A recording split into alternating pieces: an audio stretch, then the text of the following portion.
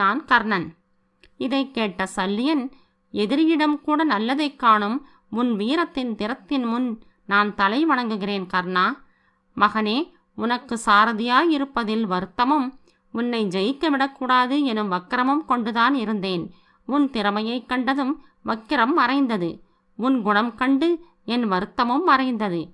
இப்போது நீ பேசியதைக் கண்டதும் உன் மீதும் வாத்சல்யமும் வாஞ்சையும் வஞ்சமென்று பல்கி பெருகுகிறது கர்ணா. வெற்றி உன் வசமாகட்டும் கர்ணா என்று வாழ்த்தி ஆசி கூறினார். அம்புகள் பறந்தன.